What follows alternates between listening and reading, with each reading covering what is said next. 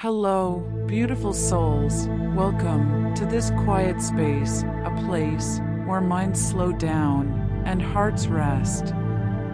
Before we begin this gentle, sleepy journey, just a small moment of support. If this meditation brings you calm, comfort, or clarity, please subscribe to the channel, gently tap the like button, and leave a comment to let us know you are here. Your support helps us continue creating these peaceful spaces for your mind, for your heart. Now, there is nothing else you need to do, nothing to think about. Let's begin. Close your eyes now and slowly settle into a comfortable position. Take a gentle breath in and slowly breathe out. Let your shoulders relax, let your jaw loosen, and allow your whole body to feel heavy. There is darkness first. A darkness so complete, so total, so vast, and so absolute that it feels almost like the absence of everything that has ever existed. No sound, no wind, no warmth. Only the deep, black, infinite silence of space, stretching in every direction without boundary, without ceiling, without floor. And then, slowly, there is light. Not a sharp burst of light. Not a flash or an explosion. Just a soft, pale glow, beginning to grow at the edge of the frame. A light that seems ancient and patient, as though it has been traveling for a very long time, just to reach this moment. And as that light spreads, as your eyes adjust to it, something emerges from the darkness. A shape, a sphere, a world. It is blue. Impossibly, achingly blue. Not the hard blue of steel, or the flat blue of paint, but a living blue, shifting and breathing, swirling with white. It hangs there in the blackness of space, like a lantern left burning in an empty room, glowing from within, catching the light of a distant star, and holding it, warming it, sharing it. This is Earth. And for a long moment, it is enough just to look at it. If you have seen photographs taken from space, and perhaps you have, you already know something of what this looks like. But there is a difference between knowing a thing and truly feeling it. Because from up here, suspended in the quiet of orbit, the planet below is not simply a ball of rock and water. It is something far more extraordinary than that. It is something that, in all our searching of the sky, we have not yet found anywhere else. From this distance, you can see the clouds. They move in great slow arcs across the surface, spiral arms of white stretching thousands of kilometers, curling over oceans that catch the sunlight, and reflected back in shimmering sheets of silver and gold. Over the continents, you can see the rust and olive of land, the ochre of deserts, the dark green of forests so vast they could swallow entire nations. And where the planet curves away from the sun, where the terminator line divides day from night, you can see something unexpected, something quietly beautiful. City lights. Tiny clusters of amber and white, threading along coastlines, pooling in valleys, spreading across plains in webs of luminescence so delicate, they look like the bioluminescent creatures that live in the deep ocean below. And from space, these lights are not impressive or industrial, they are small. They are humbling. They are the kind of lights you might see in the windows of a house late at night, suggesting warmth and life, and someone awake inside. Somewhere down there, Someone is cooking dinner. Someone is watching the stars without realizing the stars are watching back. Someone is being born. Someone is falling in love. And all of this, every story, every life, every moment of joy or grief or ordinary Tuesday afternoon, is happening on the surface of this single blue sphere. It is, by any measure, remarkable. But there is a question that pulls at us, even from up here. A question that this view from space makes feel urgent and real, in a way that no textbook or classroom ever quite manages. What makes this planet alive? Not alive in the way we sometimes use the word carelessly.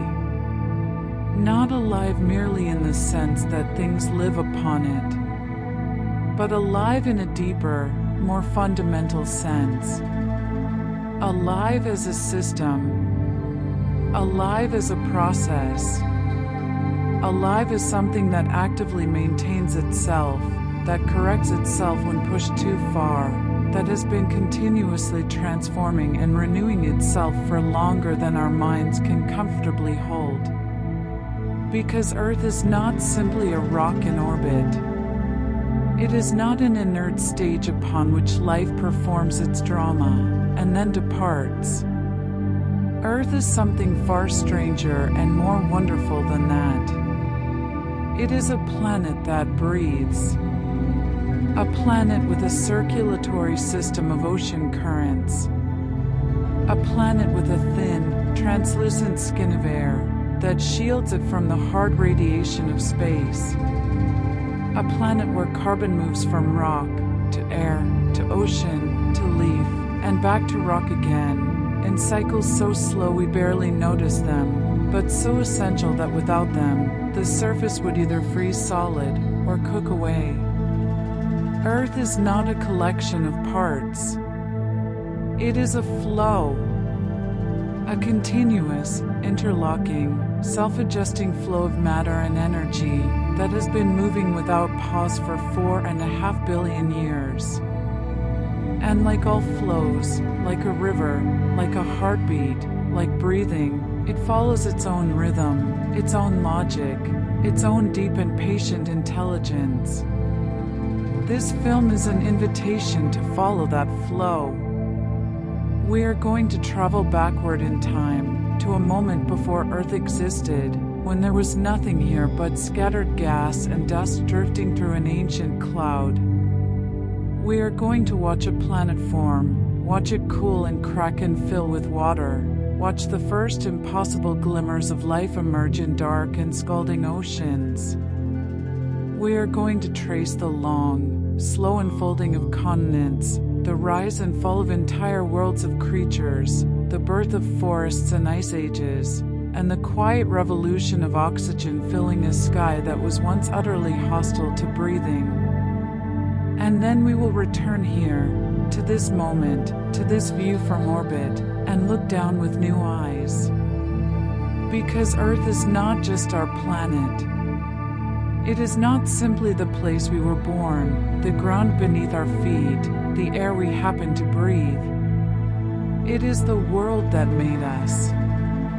It is a story 4.5 billion years long, and we are one of its most recent and most complicated sentences. Let us begin at the beginning. Before there was an Earth, there was a cloud.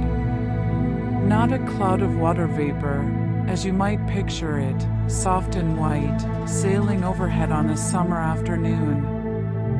This was a molecular cloud, an immense, dark, slow-drifting mass of hydrogen and helium and dust, scattered through the arm of a galaxy that would not yet be called the Milky Way for another 4.5 billion years. It was cold, as space goes. It was sparse. It was ancient. And for a very long time, it simply drifted. But something disturbed it. Perhaps it was the shockwave from a dying star nearby, a supernova that sent ripples of pressure through the surrounding gas. Perhaps it was simply the slow pull of its own gravity, concentrating itself over millions of years until certain regions grew dense enough to begin collapsing inward. However it began, the result was the same. A portion of that ancient cloud started to fall toward its own center. Slowly at first, then faster still. As the cloud collapsed, it began to spin. This is what happens when any rotating mass contracts. Think of a figure skater pulling her arms inward, accelerating as she does. The cloud formed a disk, a broad, flat, swirling disk of gas and dust, with a dense, hot, luminous core at its center that was becoming something new. Something that had not yet existed in this part of space. A star. The sun was being born. And as the disk surrounding it slowly cooled, as the gas and dust drifted in orbits around the young star, something began to happen in the outer regions of the disk. Dust grains stuck together. Small clumps formed. Clumps merged with other clumps. Over hundreds of thousands, then millions of years, these aggregations grew, from specks of dust to pebbles, from pebbles to boulders, from boulders to objects we call planetesimals, irregular, cratered, ancient-looking worlds no larger than a city, but already the seeds of something greater. This was the age of accretion, of slow collision and accumulation. The planetesimals that orbited in the same region of the disk drew each other together. They collided, sometimes shattering, sometimes merging, the merged body growing heavier, and therefore pulling in more of its neighbors with greater force. In the region of the inner solar system, where the young sun had blown away most of the lighter gases with its intense early radiation, these rocky bodies assembled over tens of millions of years into what we would eventually call the terrestrial planets. Mercury, Venus, Earth, and Mars. But the Earth we are describing was nothing like the Earth we know. The early Earth, perhaps 90 million years into its existence, was a half-formed world of chaos. Its surface was not the solid blue-green sphere you see from orbit.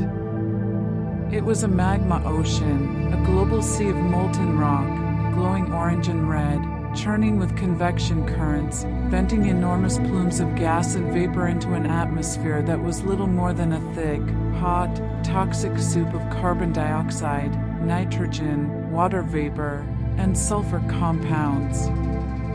The sky was not blue. It was orange.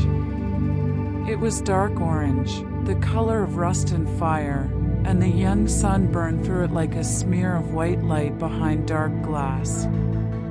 And then something happened that changed everything. A world the size of Mars, astronomers have named it Theia, was moving through the inner solar system on an orbit that would not survive.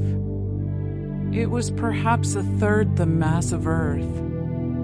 It had been growing in the same broad region of the solar system, accumulating its own rocky body, perhaps developing its own internal structure.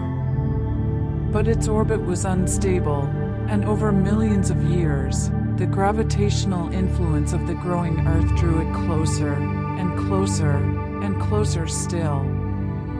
Until they collided. Imagine it gently, because the human mind was not built to truly picture events at this scale.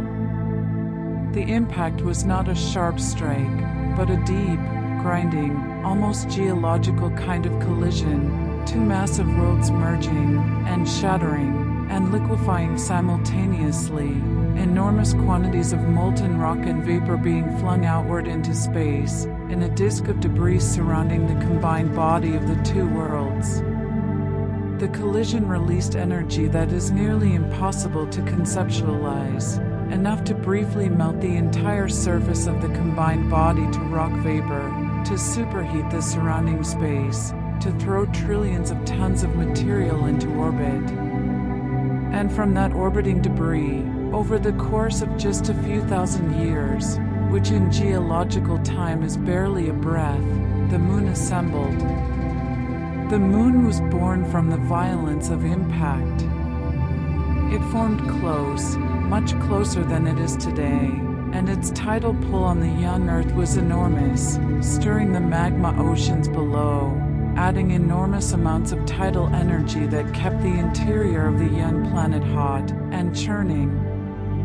For hundreds of millions of years, this violence continued. The period we call the Late Heavy Bombardment, approximately 4 billion years ago, was a time when the outer solar system's gravitational dynamics sent a rain of asteroids and comets inward through the inner solar system. Earth was struck repeatedly. So was the Moon. Look at the Moon's face today, and you can see the record of those impacts in the craters that cover it from edge to edge. Earth was bombarded too, but its active geological processes have long since erased those ancient scars, recycling and overwriting the stone again and again. And yet, even during this bombardment, even during this long, violent period of impacts and cooling and churning, something of profound importance was beginning to accumulate on the surface of the young Earth. Water. Not all of it from a single source. Some came from within, released from the rocky interior by volcanic activity over millions of years. Some arrived on the surfaces of asteroids, the same rocky bodies that were bombarding the planet, which carried in their mineralogy tiny amounts of water that had been locked into their structure since the earliest days of this solar system. And some may have arrived with comets, icy travelers from the cold outer reaches of the disk, carrying water that had condensed in the freezing far regions of the young solar system. Where the water came from matters less than what it did when it arrived. It pooled. It filled the low places. And slowly, over millions of years of the planet cooling, of the sky darkening, of the rain falling in torrents on a world still steaming and volcanic, the first oceans formed. Earth had water. And water, as we will discover, changes everything. The young Earth had water, but it was not yet habitable in any sense we would recognize. Stand on its surface 4 billion years ago, and you would not survive. The atmosphere would be unbreathable, thick with carbon dioxide, and nitrogen, and methane, and water vapor, with almost no free oxygen. The temperatures would vary wildly, from the scalding heat near volcanic regions, to perhaps surprising colds elsewhere, as the young atmosphere struggled to stabilize itself. The ultraviolet radiation from the young sun would stream down, without any ozone layer to filter it. The sky would press down, heavy and warm, and the land, where it existed, would be bare, and dark, and lifeless. And yet, here we are.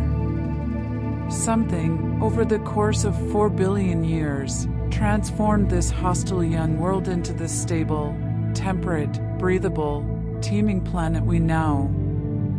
Understanding how that transformation happened is one of the great stories of planetary science, and it begins with the atmosphere itself. In the very beginning, the Earth had no real atmosphere.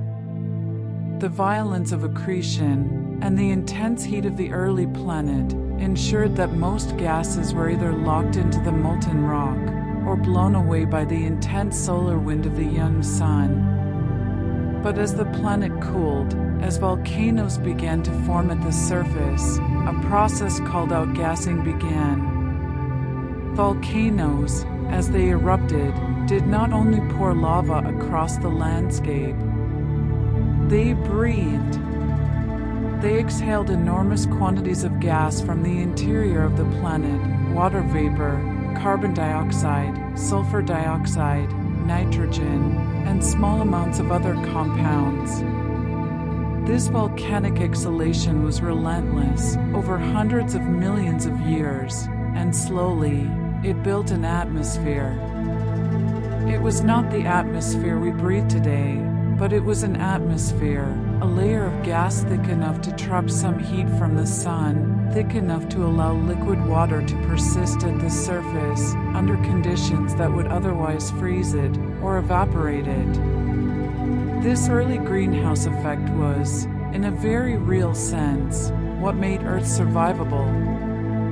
The carbon dioxide in the early atmosphere was thick enough to keep surface temperatures above freezing, even though the young sun was significantly dimmer than it is today, perhaps 25 to 30% less luminous.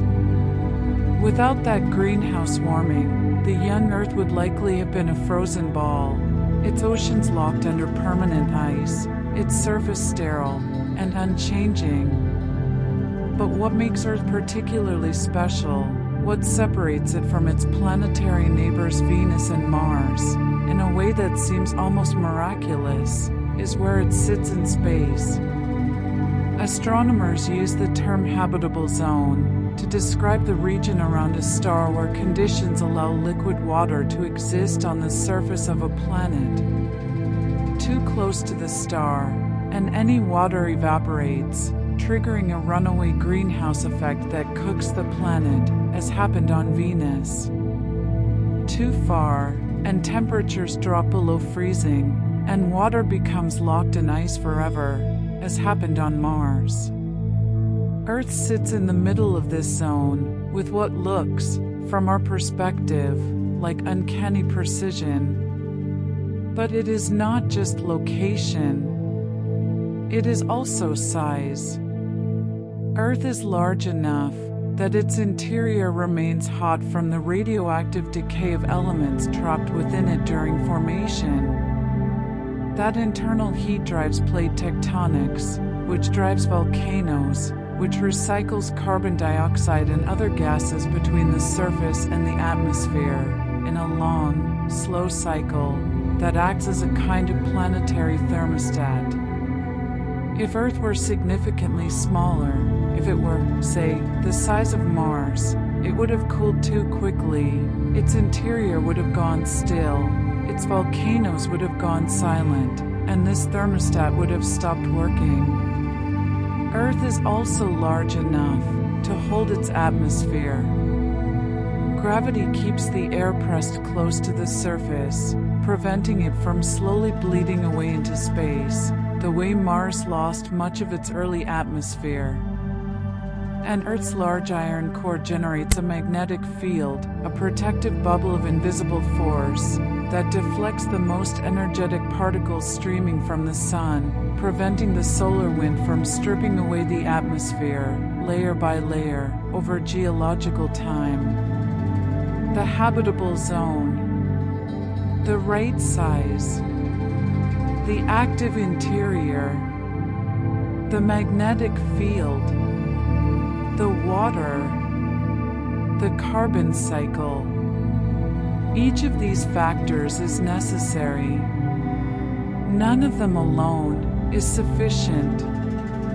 And the fact that they all came together on this single small planet, in this particular corner of the galaxy, is something that scientists and philosophers alike have spent considerable time contemplating.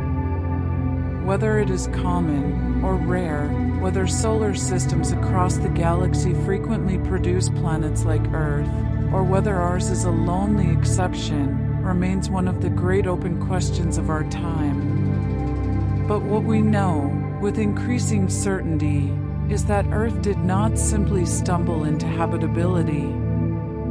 It was shaped into it by billions of years of physical and chemical processes, each one feeding into the next, each one building on what came before. Earth became a home because it learned, in a sense, how to be one. In the early oceans of Earth, 4 billion years ago, there was chemistry. This might seem a modest beginning.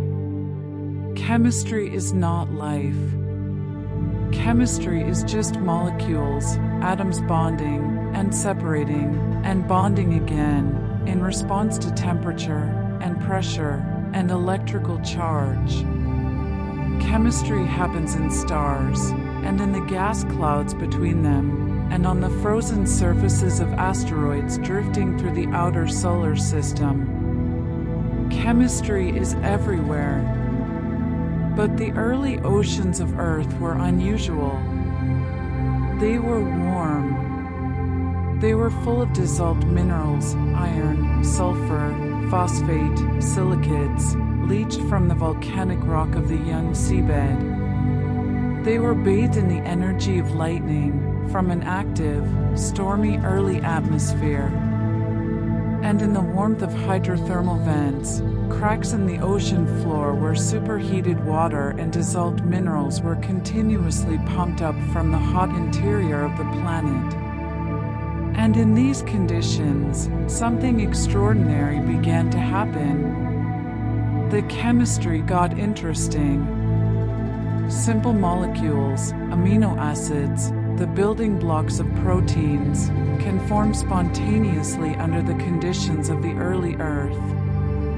This was demonstrated experimentally more than 70 years ago, when two scientists named Miller and Urey passed electrical sparks through a mixture of gases thought to represent the early atmosphere, and found, after just a few days, that a rich soup of organic compounds had formed.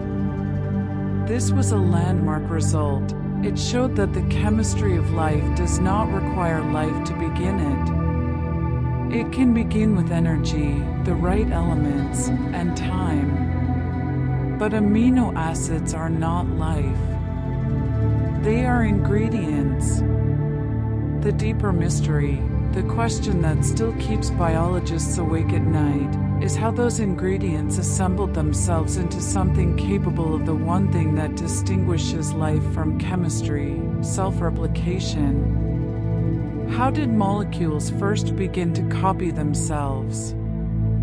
The most compelling current hypotheses point to a molecule called RNA, ribonucleic acid, as the key early player.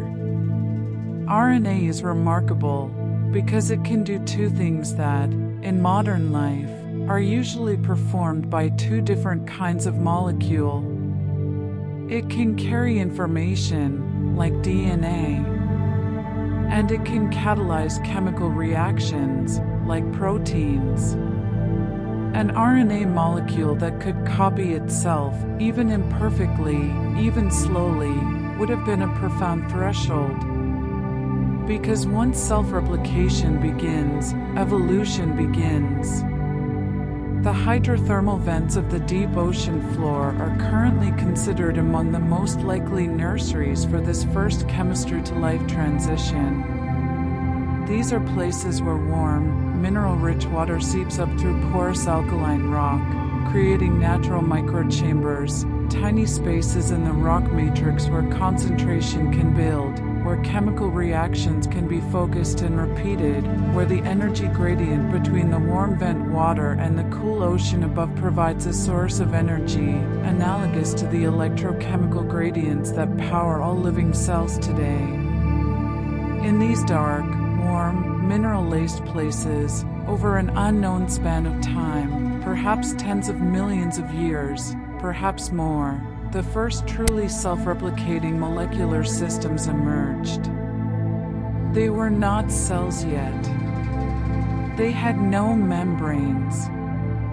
They were perhaps little more than loops of RNA, nestled in the folds of alkaline rock, copying themselves with primitive chemistry, changing slowly as copy errors accumulated, selecting for versions that copied themselves more efficiently. And then, at some point, they gained membranes. Fatty acids, simple lipid molecules, have a property that is almost magical in its implications. They spontaneously form hollow spheres in water, with the fat-loving end of each molecule pointing inward, and the water-loving end pointing outward. These are called lipid vesicles, and they are essentially primitive cell membranes, hollow bubbles that can enclose and concentrate chemistry on the inside, while keeping the outside out. If a self-replicating RNA system found itself inside such a vesicle, it was protected, concentrated, beginning to be separated from the world. This is, approximately, how the first cell was born. We cannot be certain of the exact sequence. The record of events this ancient is all but gone. Chemistry leaves no fossils. But what we know is that by around 3.5 billion years ago, cells existed. We have fossil evidence of them, tiny structures in ancient Australian rock formations that appear to be the remains of microbial mats, communities of single-celled organisms living in shallow seas. These creatures, if we can use that word for something so simple, were prokaryotes, cells without a nucleus, cells that were essentially just a membrane enclosing a chemical factory. For a very long time, perhaps a billion years, life on Earth was nothing more than this. Single cells, microscopic, invisible to any eye. And yet, they were reshaping the planet. The most important single step was the invention of photosynthesis. At some point, scientists estimate roughly 2.7 billion years ago, though some evidence suggests earlier, a group of bacteria evolved the ability to do something spectacular. To use the energy of sunlight to split water molecules, and use the resulting hydrogen to build sugars, releasing oxygen as a byproduct.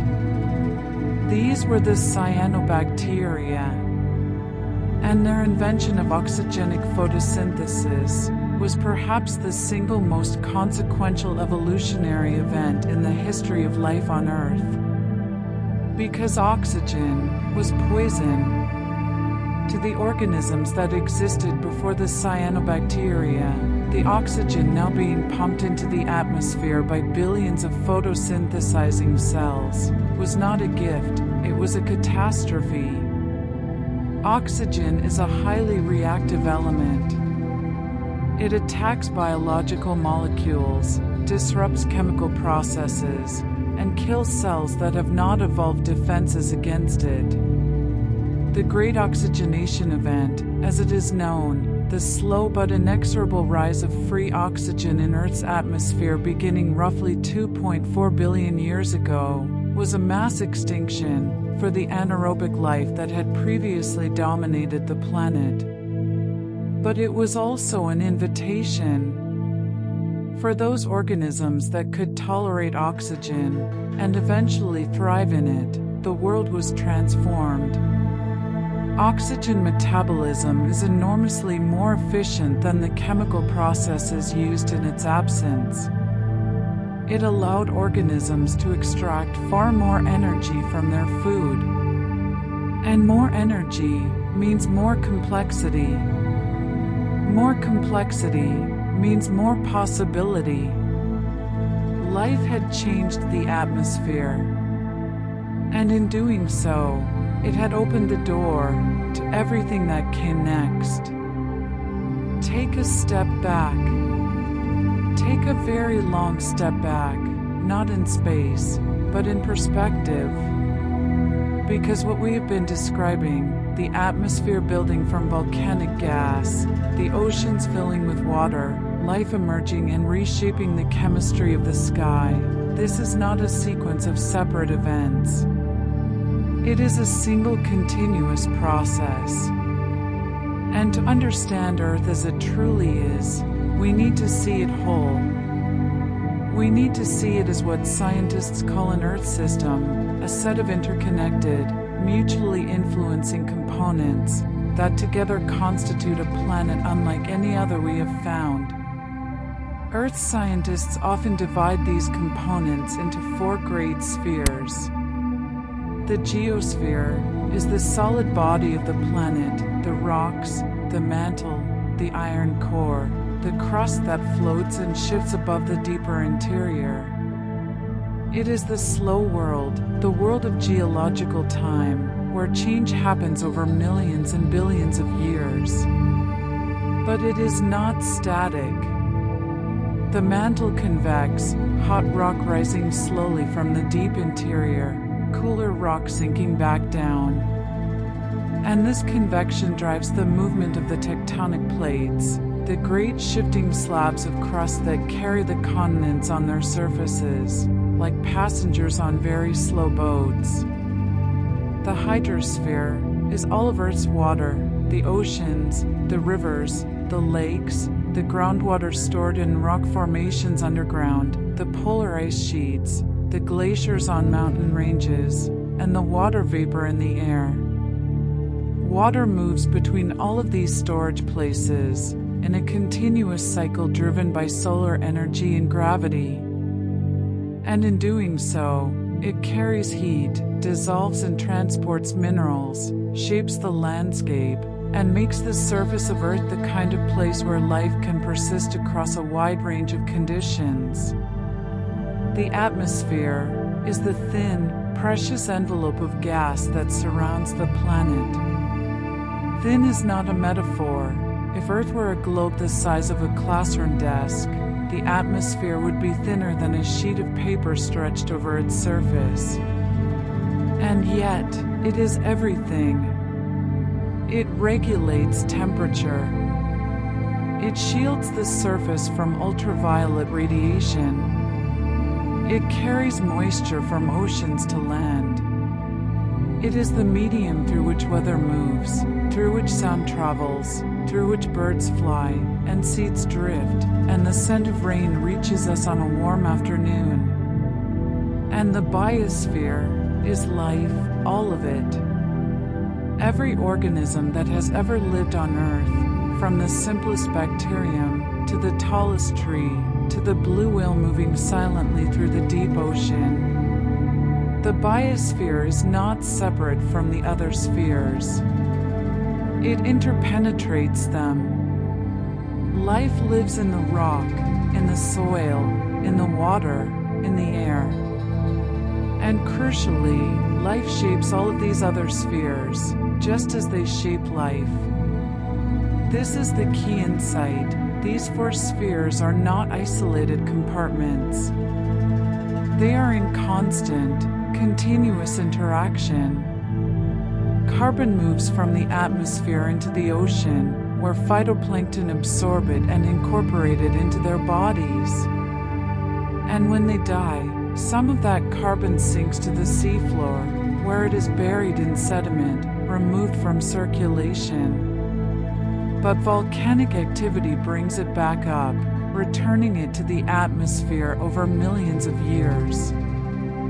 This is the carbon cycle.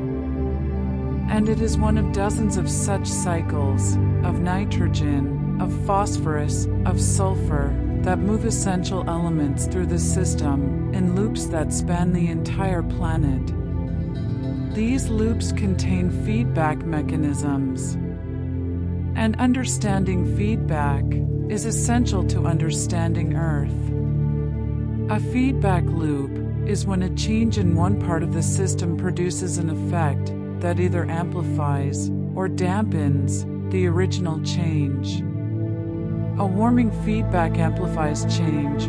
Warmer temperatures melt ice. Darker ocean absorbs more sunlight, which warms the planet further.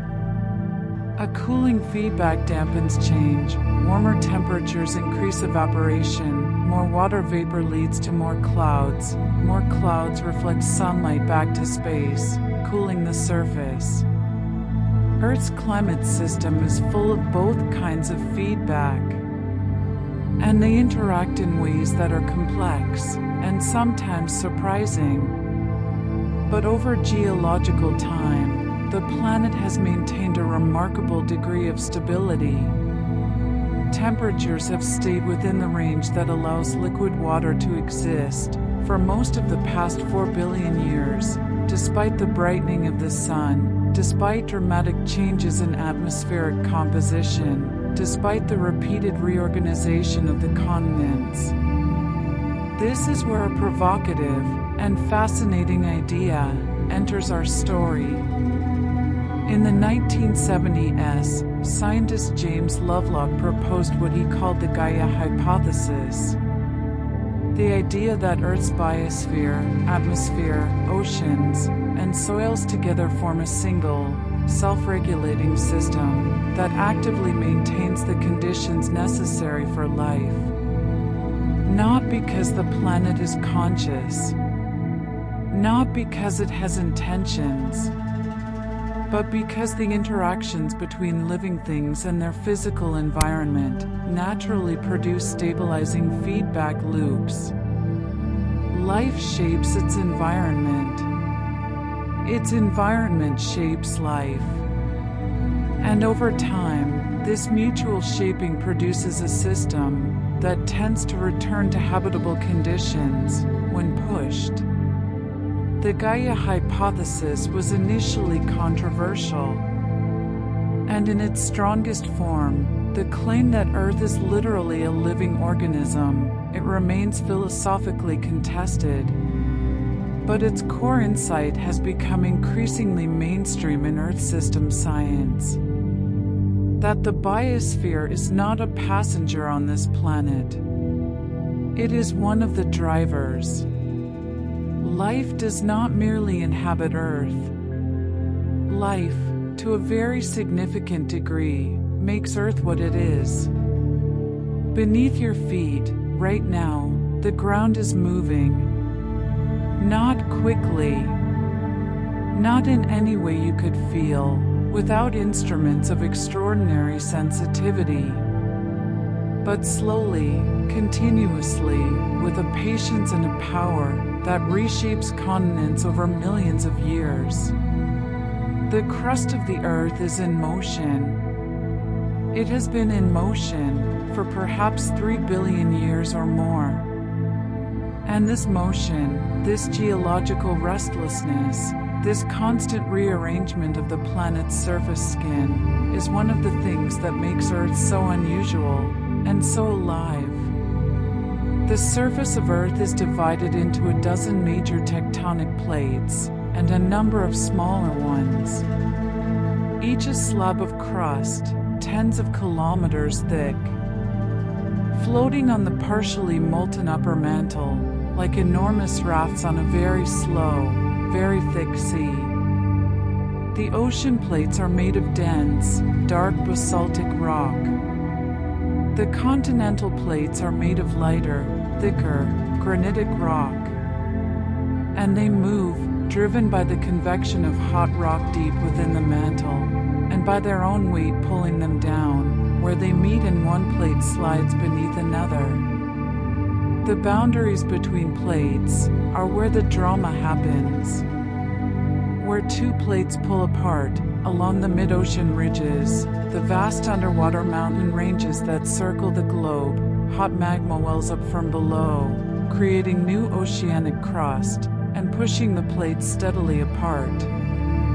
The Atlantic Ocean is widening, at approximately the pace at which your fingernails grow. The mid-Atlantic ridge, running down the center of that ocean, is the seam along which Europe and North America are slowly, irreversibly separating. Where plates collide, the results are more violent. When an oceanic plate meets a continental plate, the denser oceanic plate slides beneath the lighter continental one, in a process called subduction. As it descends into the hot mantle, it melts, and some of that melt rises back to the surface as volcanic activity. The Pacific Ring of Fire, the arc of volcanoes and earthquake zones circling the Pacific Ocean, is the surface expression of this subduction, happening all around the edges of the Pacific Plate. When two continental plates collide, neither wants to subduct, both are too buoyant, too light. Instead, they crumple. They push against each other and rise. The Himalayas, the highest mountain range on Earth, are the result of the Indian subcontinent moving northward for tens of millions of years and crashing into Asia, pushing rock upward into the sky. The Alps were formed by the northward movement of Africa into Europe. Mountains are the wrinkles of a restless world. And beneath all of this, something quiet and profound is happening. As oceanic plates subduct, as they slide down into the mantle, they carry with them the calcium carbonate shells of marine organisms, the sediment accumulated over millions of years of ocean floor existence. This material is rich in carbon, and as it descends into the hot mantle, it is transformed. The calcium carbonate breaks down, releasing carbon dioxide, which eventually finds its way back to the surface through volcanic activity.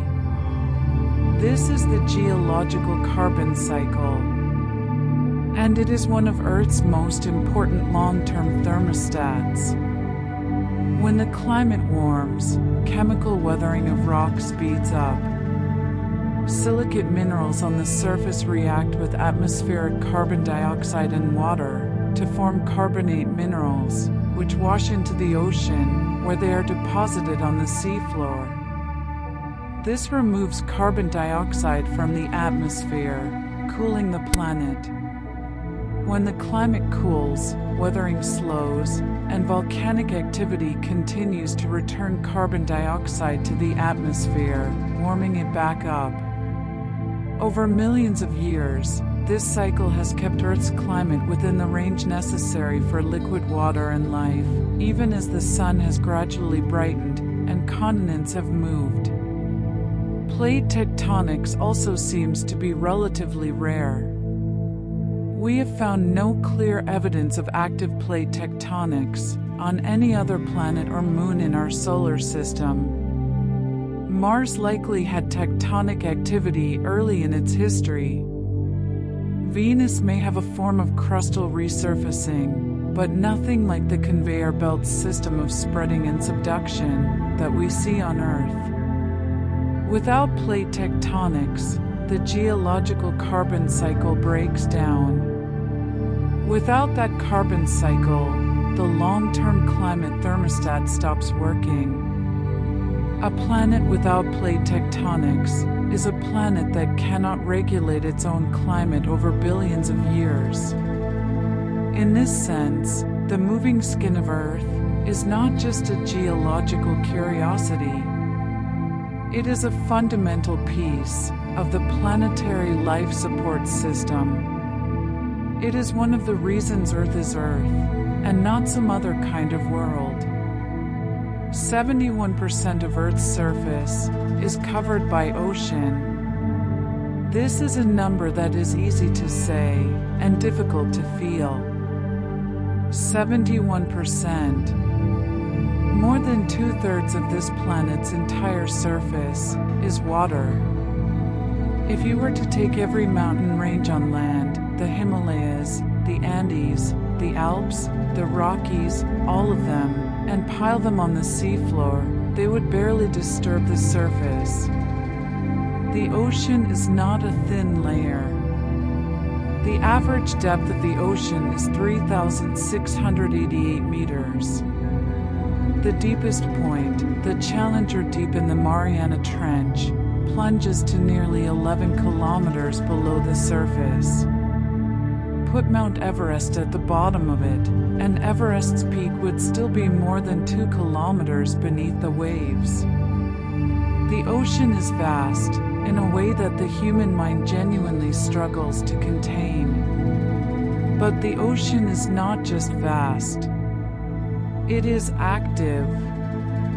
It moves in patterns of circulation, that carry heat from the equator toward the poles, distribute nutrients from the deep to the surface, and influence the climate of every coastline on Earth in ways that are only now being fully mapped and understood.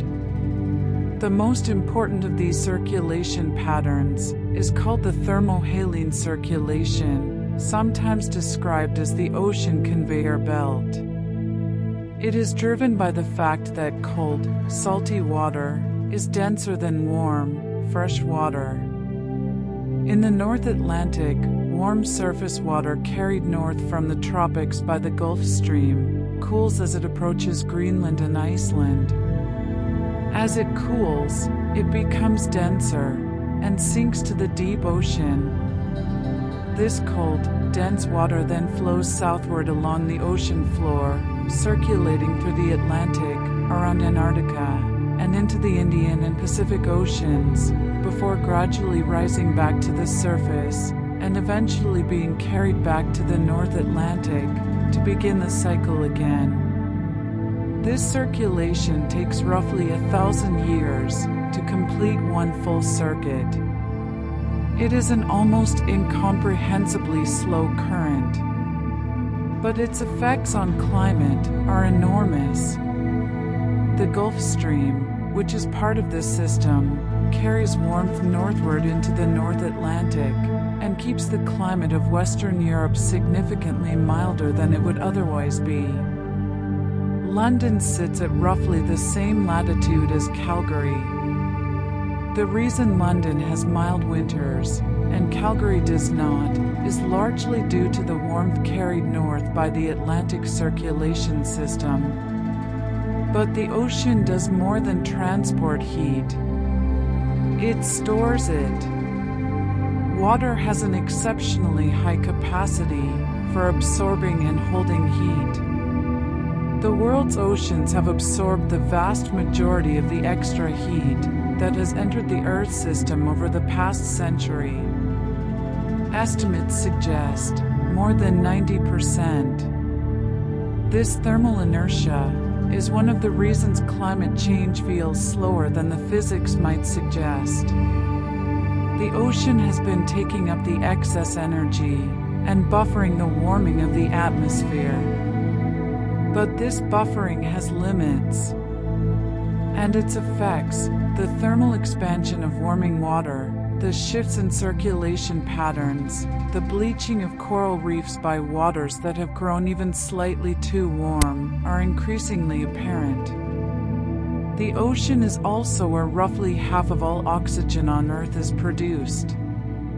Not by forests, not by land plants, by phytoplankton. These are microscopic organisms, single-celled algae and cyanobacteria, that drift in the sunlit surface layers of the ocean. And they are, by biomass, among the most abundant living things on Earth.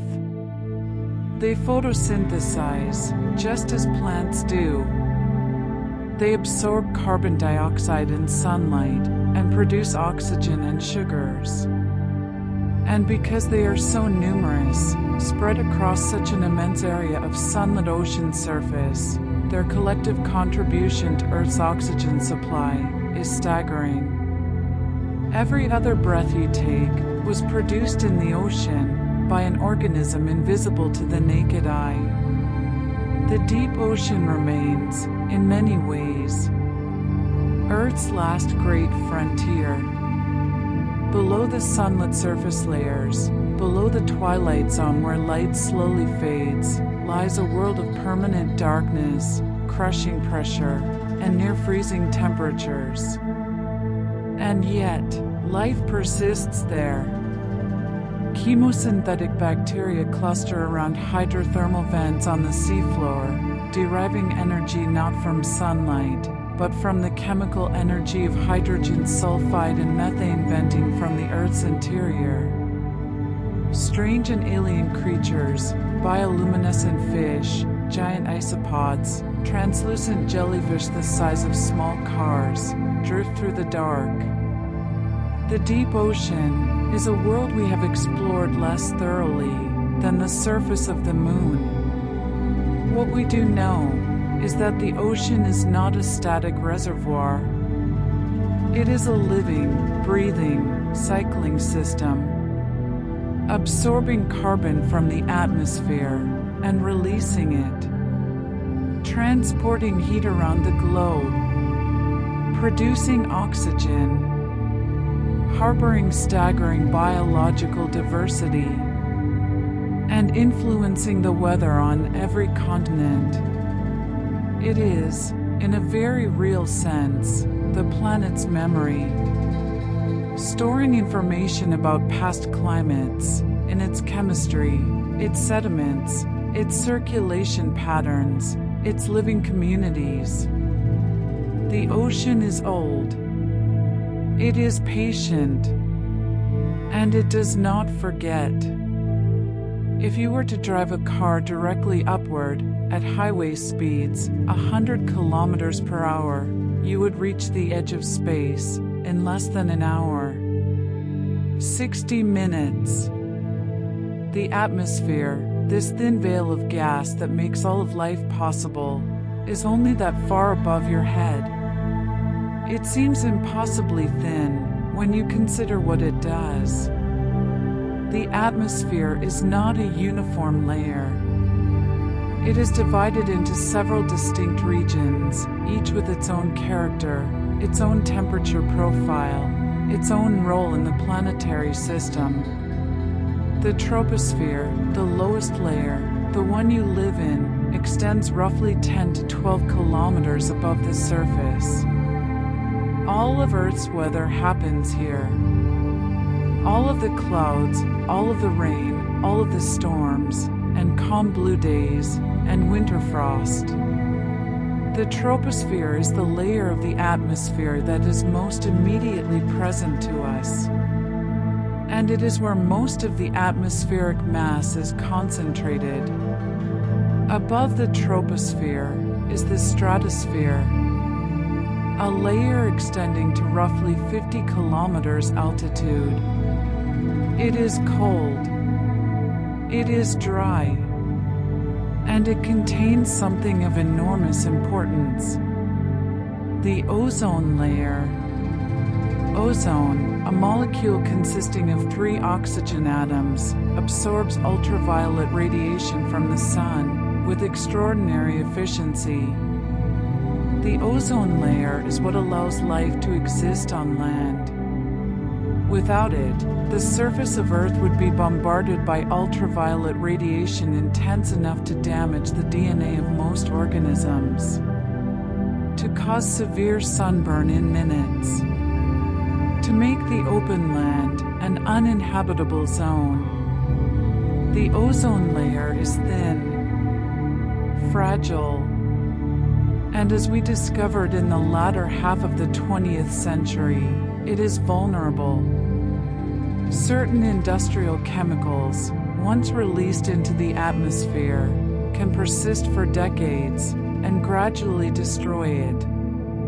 The identification of the Antarctic ozone hole in the 1980s was one of the great environmental alarms of the modern era. And the international response, the Montreal Protocol, which phased out the chemicals responsible, is one of the clearest demonstrations that humanity can, when motivated, coordinate to protect the planetary systems upon which we depend. Above the stratosphere are the mesosphere and the thermosphere, growing progressively thinner and more diffuse as altitude increases, until the atmosphere gradually fades into the near vacuum of space, with no clear boundary line. And deeper than any layer of atmosphere, deeper than any cloud or wind, there is something else, protecting this planet. The magnetic field. Earth's core, the dense ball of iron and nickel at the planet's center, has 2 parts. A solid inner core and a liquid outer core. The liquid outer core is in constant motion, driven by the heat flowing outward from the deep interior. And this moving, electrically conductive liquid generates a magnetic field that envelopes the entire planet, the magnetosphere, extending tens of thousands of kilometers into space. The magnetosphere is an invisible shield. The solar wind, a constant stream of charged particles flowing outward from the sun, would, without the magnetic field, gradually strip away the atmosphere over geological time. Just as it has stripped away much of Mars's early atmosphere. The magnetosphere deflects these particles, channeling them around the planet, or down toward the polar regions, where they create the spectacular light displays of the aurora borealis and australis. The greenhouse effect is another atmospheric phenomenon that deserves careful understanding, because it is both essential and potentially dangerous. And the distinction between the two is important. Certain gases, primarily water vapor, carbon dioxide, methane, and nitrous oxide, have a property that makes them very unusual.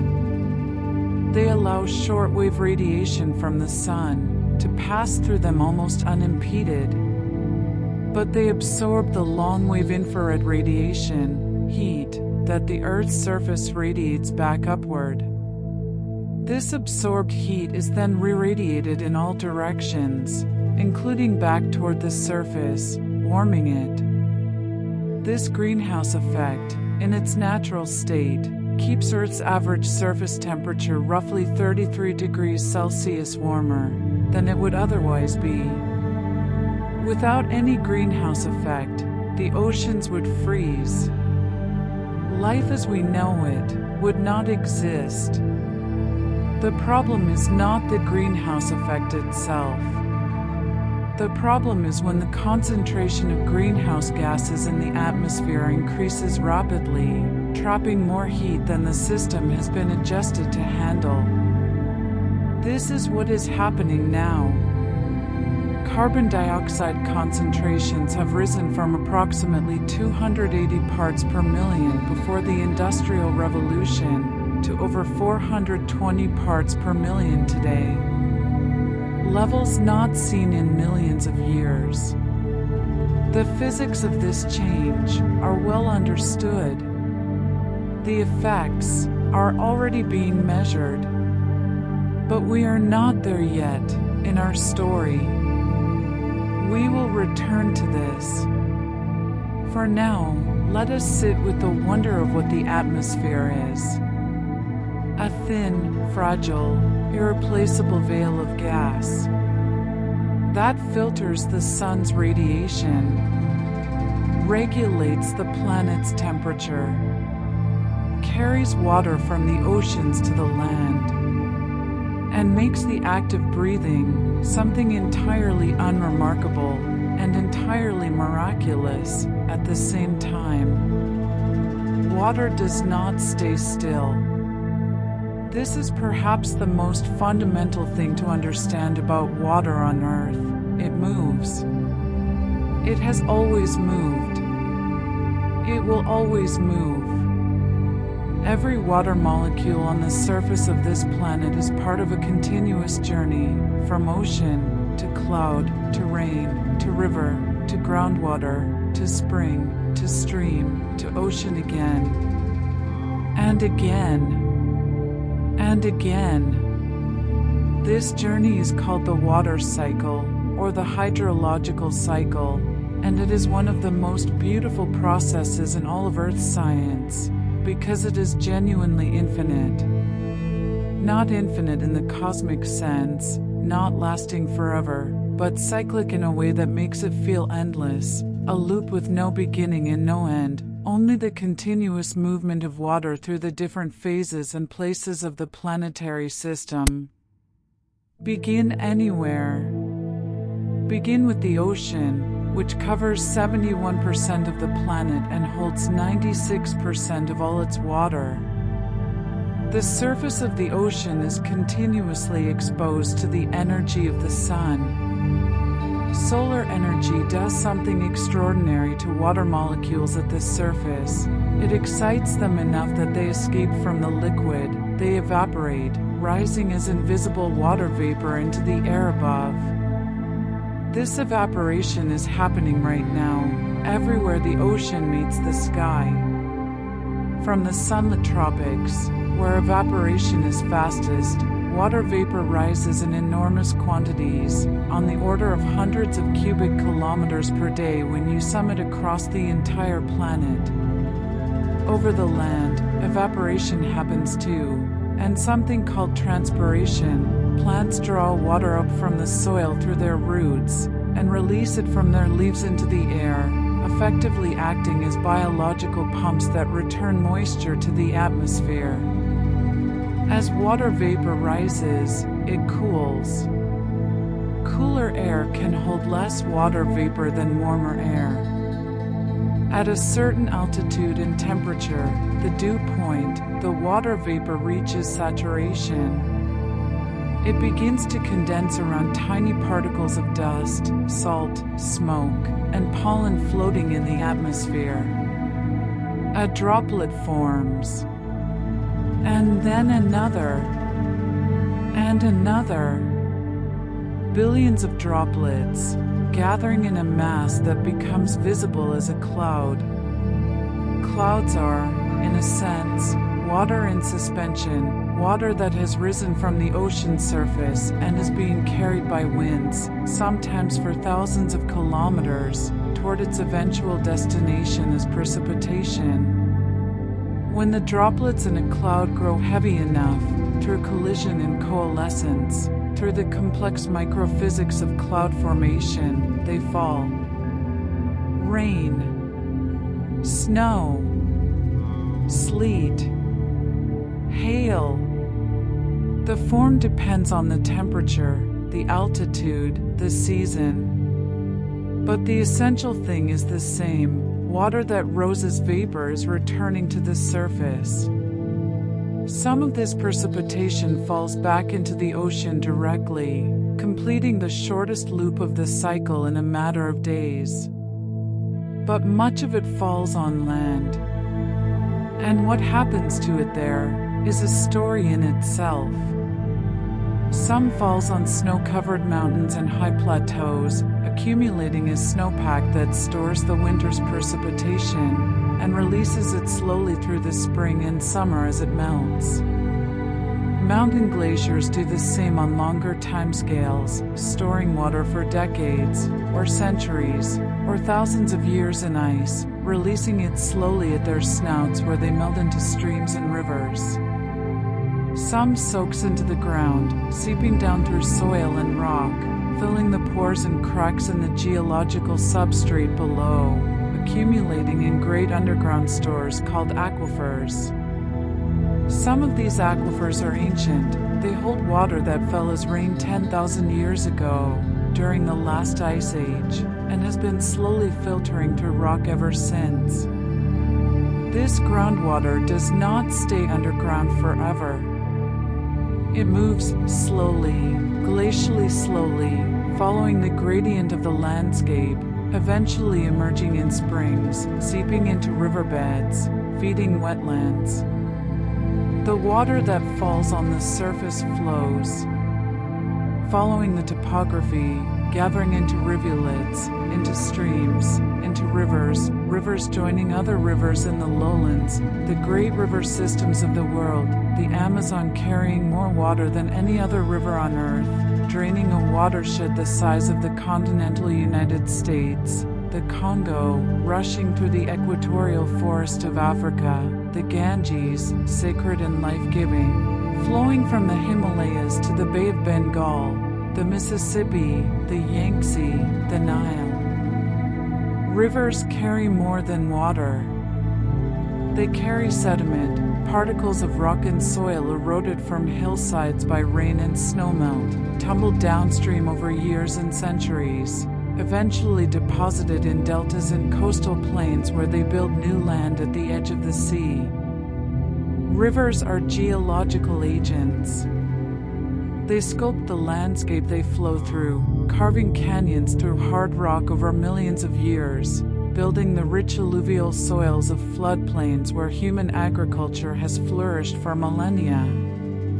And eventually, inevitably, the water reaches the ocean again. This is the infinity stream.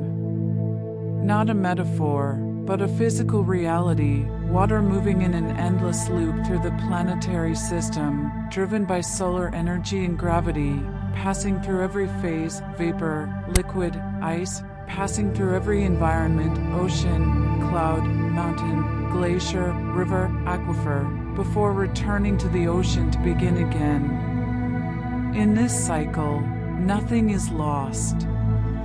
Every raindrop that falls on your window was once ocean water. The water in your body has been through this cycle uncountable times. Some of it was carried by ancient rivers. Some fell on continents that no longer exist in the same form. Some was locked in glaciers for tens of thousands of years. Every glass of water you drink is ancient. Every river is a memory. The water cycle is perhaps the clearest example of what Earth is, not a static place, but a flowing system. Not a rock with water on it, but a world where matter moves continuously through the living body of the planet, carrying energy, carrying nutrients, connecting the mountain to the ocean, the cloud to the root, the glacier to the sea. An infinity stream. Earth is not merely a planet with life on it. Earth is a planet that life has transformed. This is a distinction worth sitting with, because it changes everything about how we understand the relationship between the living world and the physical world. Life did not arrive on a finished planet and simply adapt to existing conditions. Life arrived on a young, hostile world and spent 4 billion years actively changing it, reshaping the chemistry of the atmosphere, altering the chemistry of the oceans, transforming the land surface from bare rock to the layered, complex, nutrient-rich soils in which today's forests grow. The biosphere, all of life on Earth, taken together, is one of the great geological forces of this planet. For the first 2 billion years, that force was wielded entirely by microbes. Bacteria and archaea, single-celled and invisible, were the sole proprietors of Earth's biosphere for an immense span of time. They diversified into an extraordinary range of metabolic strategies, extracting energy from sunlight, from sulfur compounds, from iron, from hydrogen, and in doing so they colonized virtually every environment on Earth, from scalding hydrothermal vents, to frozen Antarctic lakes, to the deep rock miles below the surface. And then, roughly 2.1 billion years ago, something happened that would ultimately prove to be the key to complexity. A prokaryotic cell swallowed another prokaryotic cell, and instead of digesting it, kept it. The engulfed cell eventually became a permanent resident, providing its host with a more efficient form of energy metabolism in exchange for shelter. These captured cells became the mitochondria, the energy-generating organelles of all complex cells today. And this partnership, a bacterium living inside another cell, gave rise to the eukaryotes, cells with nuclei, cells with complex internal machinery, cells that could do things no prokaryote could. From eukaryotic cells came everything that followed. Single-celled eukaryotes led to multicellular life as cells began to cooperate, to specialize, to form tissues and organs and bodies. The oceans of 1 billion years ago were already populated by soft-bodied multicellular creatures, the ancestors of animals yet to come. And then, 541 million years ago, something extraordinary happened, the Cambrian Explosion. In an evolutionary eye blink, a span of perhaps 20 million years, which is brief by geological standards, the fossil record suddenly fills with animal body plans. Eyes appear for the first time. Exoskeletons. Claws. Mouths with teeth. The diversity of animal life in the Cambrian seas looks almost modern in its variety. Worms and arthropods and strange creatures that don't quite fit any living group, exploring the possibilities of multicellular animal life in an ocean that had not yet seen any of them. Life was experimenting. From the Cambrian animals descended everything you can see in an ocean today, and eventually, over the long expanses of the Paleozoic and Mesozoic eras, life moved onto land. Plants came first, around 470 million years ago. Photosynthetic organisms that had lived in the margins of freshwater and the shallow coastal zone gradually evolved the structural machinery needed to stand upright in air, to prevent desiccation, to transport water from root to leaf.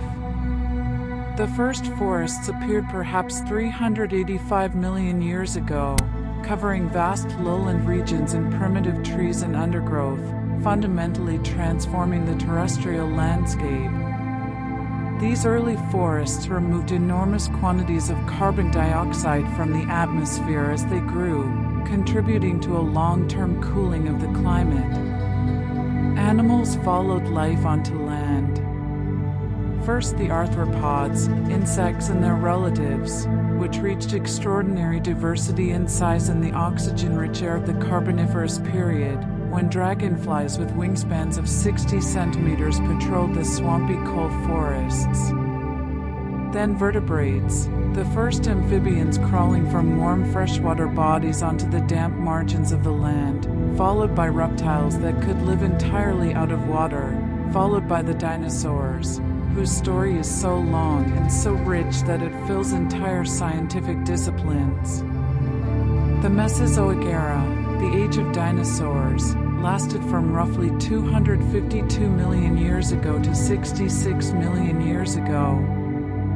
For that entire immense span of time, dinosaurs dominated the terrestrial landscape in all their astonishing variety, from small, fleet-footed creatures no larger than a chicken, to the sauropods, the largest land animals ever to walk the earth, whose necks alone stretched 15 meters above the ground. During this time, the continents were not where they are today.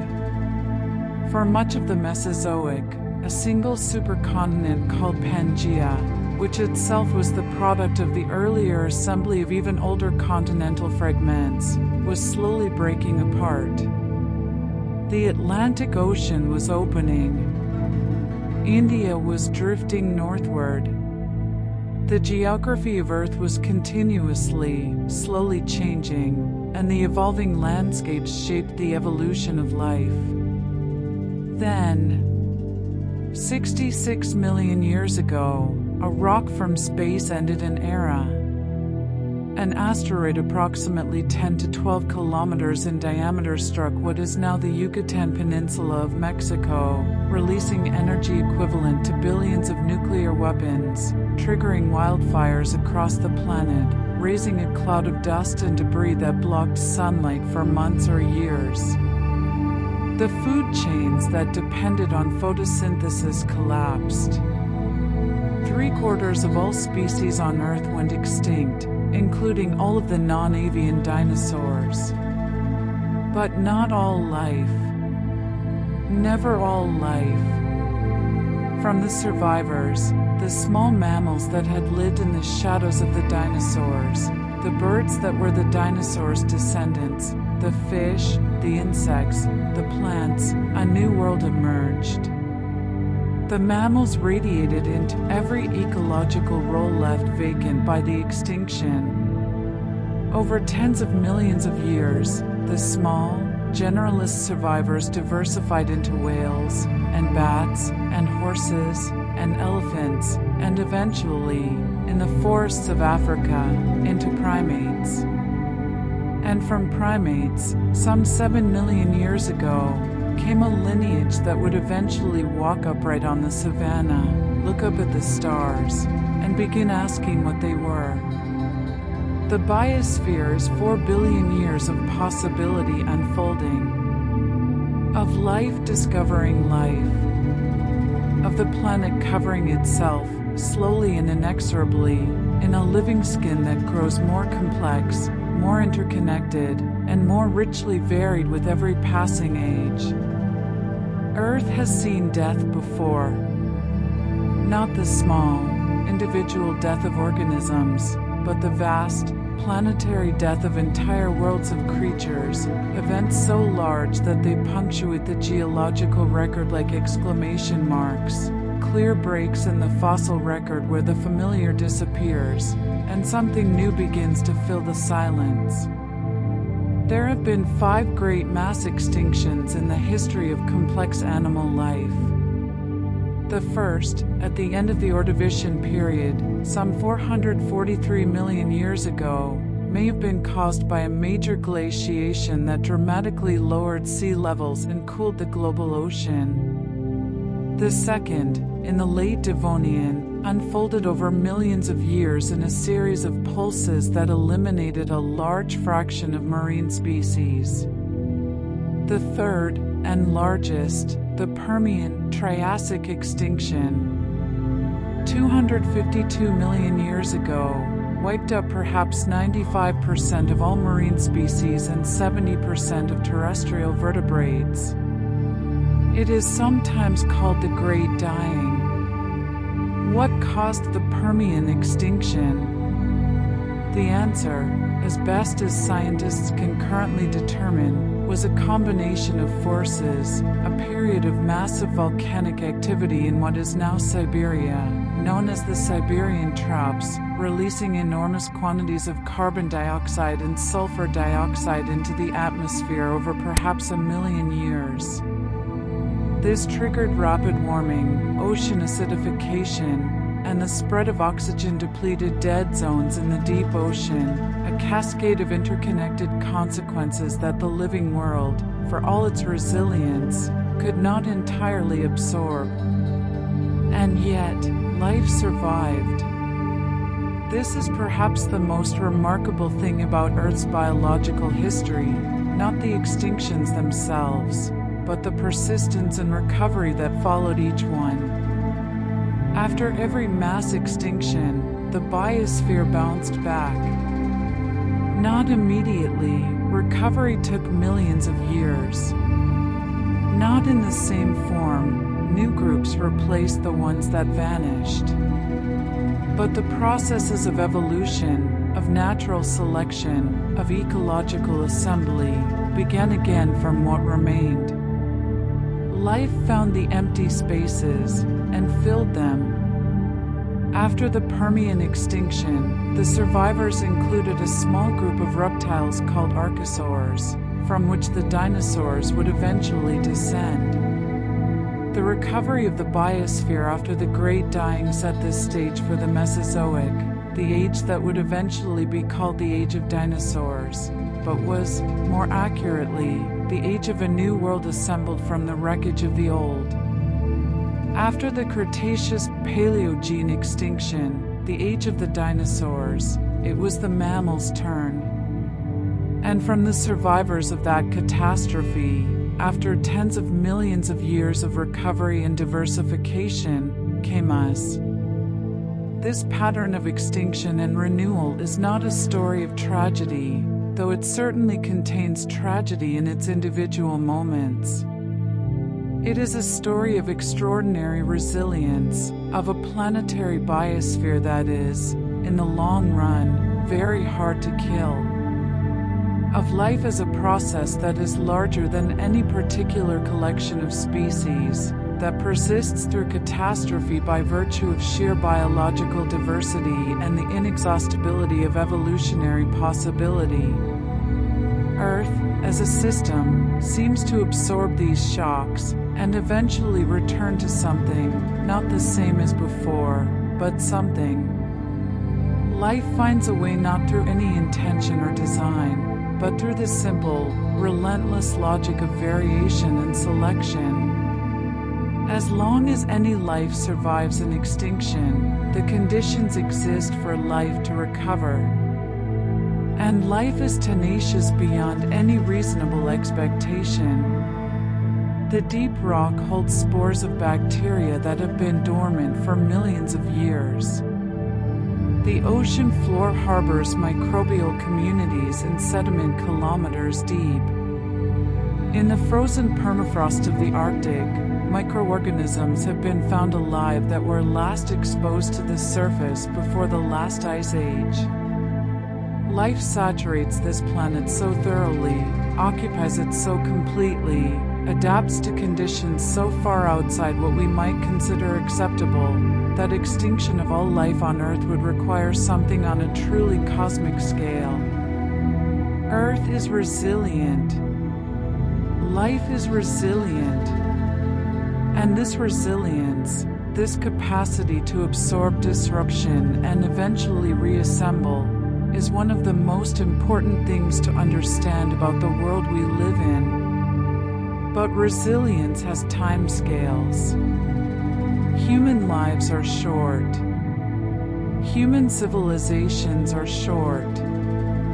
And the recovery from a mass extinction happens on timescales of millions of years.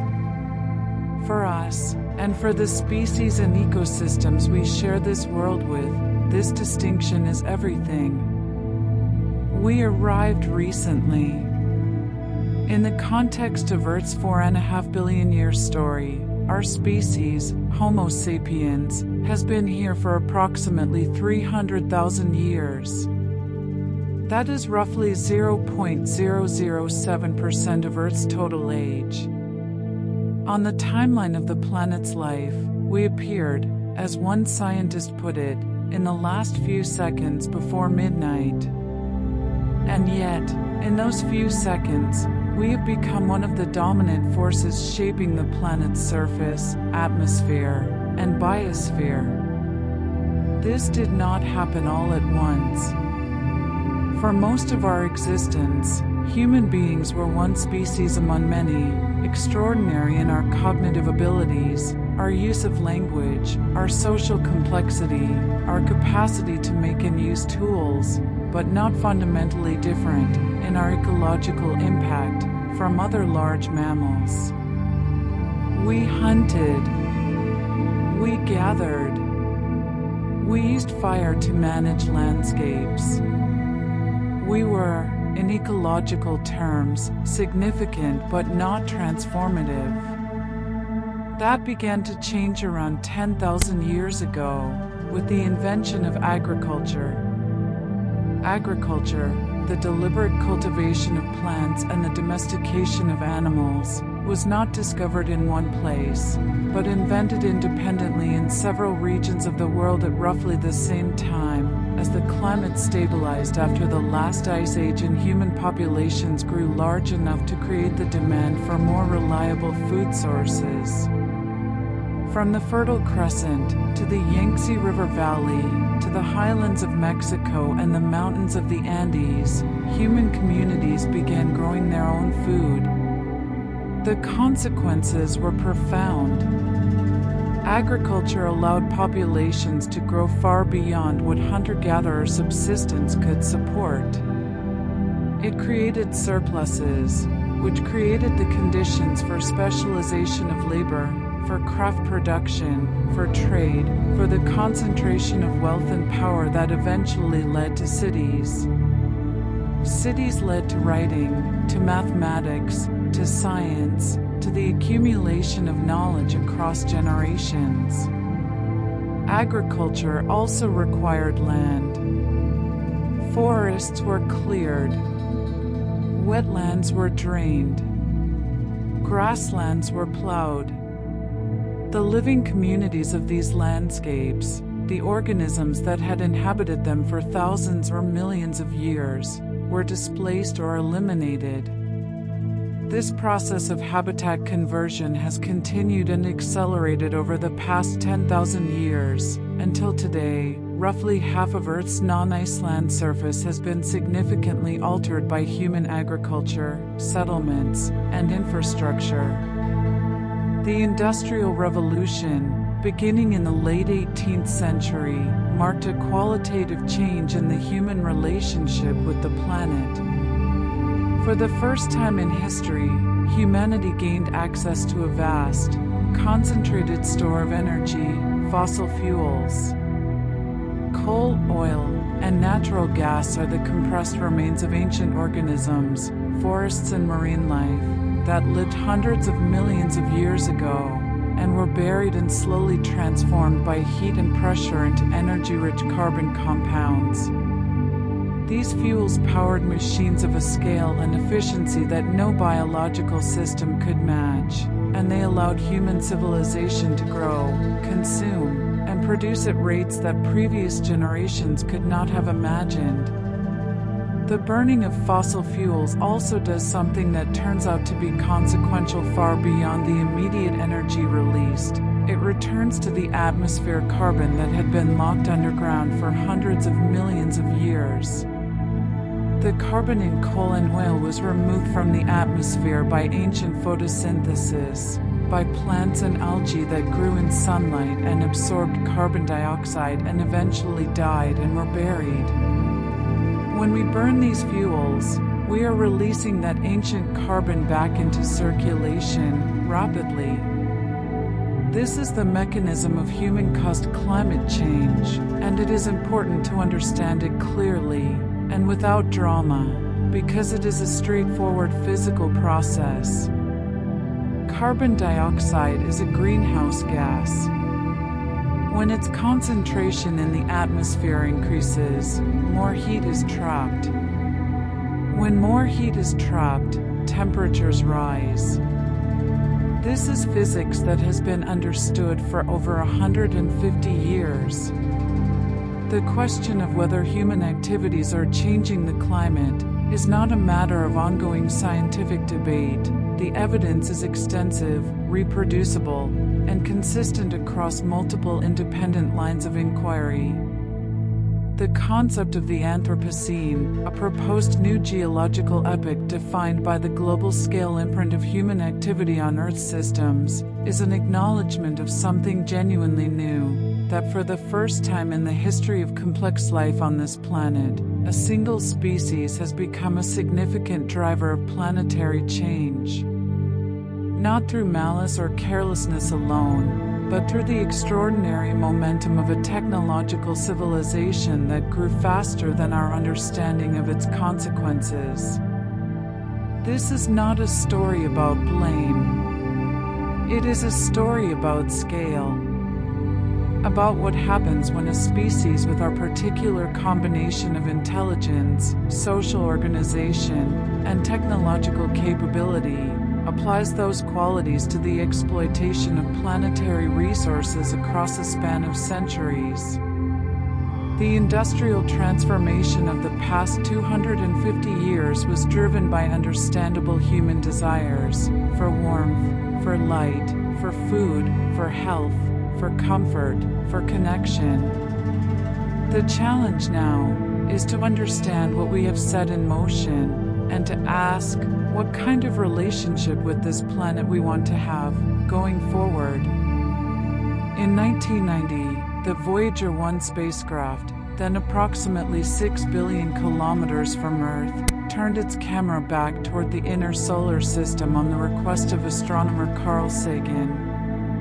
The resulting image, captured from a distance that no human probe had ever traveled, showed our planet as a tiny, pale blue point of light, barely distinguishable from the other specks of light in the image, suspended in a beam of scattered sunlight. Sagan called it the pale blue dot. What that image communicated, and what no words since have quite managed to improve upon, is something about proportion, about the relationship between the scale of Earth and the scale of space. In that image, you can see our entire civilization, our entire history, every battlefield, every cathedral, every ocean, every person who ever lived or who lives today, captured in a fraction of a pixel, surrounded by an unimaginable dark. Look outward from Earth in any direction, and you will find the same story: enormous distances, extreme conditions, and silence. Mars, our nearest neighbor in one direction, is a cold, thin-aired, largely barren world. Its surface is beautiful in the way of a vast desert under a pink-orange sky, sculptured by ancient wind and water, marked by the largest volcano and the largest canyon in the solar system, rich with geological history. But Mars has no liquid water on its surface today. Its atmosphere is 95% carbon dioxide at a pressure less than 1% of Earth's. It has no magnetic field to shield it from solar wind. Its surface is bathed in ultraviolet radiation that would rapidly destroy any organic molecules. Mars lost something that Earth kept. Whether it was its magnetic field that failed first, allowing the solar wind to strip the atmosphere, or whether some other sequence of events led to its current state, the result is the same: a world that may once have had liquid water, perhaps even life, now frozen and desiccated under an unforgiving sky. Venus, in the other direction, tells a different and equally sobering story. Venus is almost exactly the same size as Earth. It formed at roughly the same time, in the same solar system, from the same kind of material. And yet it is one of the most hostile environments in the solar system. Its surface temperature is approximately 465 degrees Celsius, hot enough to melt lead, and remains constant between day and night because the thick atmosphere distributes heat so efficiently. Its atmosphere is almost entirely carbon dioxide, pressing down on the surface at 90 times the pressure of Earth's sea level atmosphere. What happened to Venus is, in broad strokes, understood: a runaway greenhouse effect. Early in the solar system's history, Venus may have had liquid water, may even have been a habitable world for a time. But as the young sun brightened and the conditions on Venus's surface slowly warmed, water began to evaporate. Water vapor is itself a greenhouse gas, which trapped more heat, which evaporated more water, which trapped more heat, a positive feedback that spiraled out of control, until all the water was lost to space, and the carbon dioxide that had been sequestered in rock was liberated into the atmosphere, creating the crushing, scorching hell we see today. Earth escaped this fate. Why? Perhaps because of its slightly greater distance from the Sun. Perhaps because of the role plate tectonics played in sequestering carbon dioxide. Perhaps because the timing was right, and conditions on early Earth stayed cool enough long enough for life to get started, and once life got started, it became part of the regulatory system that kept the planet from going the way of Venus. The margin may have been narrow. This is what the view from afar teaches us: that Earth is not a guaranteed outcome. It is a particular outcome, one that required a specific chain of circumstances, a specific location, a specific history, a specific set of interactions between geology and chemistry and biology over billions of years. Planets with oceans of liquid water, with breathable atmospheres, with stable temperatures and magnetic fields and active geology and rich biospheres, may not be common. We do not yet know. We are only beginning to learn how to look. But we know that in our solar system, Earth stands alone. Imagine it quietly. Not as a disaster film, not as a catastrophe, but simply as a thought experiment. What would happen to Earth if, somehow, all of humanity were to vanish? Not the planet destroyed, not other life harmed, simply the 7.9 billion people who currently walk its surface, gone. Stepped away. What would the world look like in a month, a year, 100 years, 1,000 years? What would recover? What would change? What would remain? The question is worth sitting with, because the answer tells us something important about the relationship between human activity and the underlying resilience of planetary systems. Within days, the most immediate changes would be small but telling. City streets would begin to go quiet. Without human management, the automated systems that keep power grids functioning, water treatment plants running, and agricultural irrigation flowing, would begin to fail as fuel reserves ran out or maintenance was left undone. Domesticated animals, livestock, pets, urban vermin, would begin to find their own ways of adapting, or not adapting, to a world without human caretakers. Within a year, nature would begin to reclaim the margins. Weeds would push through cracks in pavement. Vines would creep up the sides of buildings. Trees would begin growing in suburban lawns, in empty fields, in the corridors between highways. In cities near rivers or coasts, flooding that had been managed by human infrastructure would begin to affect urban areas, accelerating the deterioration of buildings. Glass would crack. Steel would rust. Wood would rot. The products of human construction are maintained by continuous human effort, and without that effort, they begin returning to their component materials with surprising speed. Within a decade, most agricultural land would be reverting. Grasslands and shrublands would expand. Forests would begin to recover at the edges of cleared land, slowly but persistently, moving across the landscape at the pace of tree growth. In regions where forests had been cut a generation or two before, the trees would already be knee-high.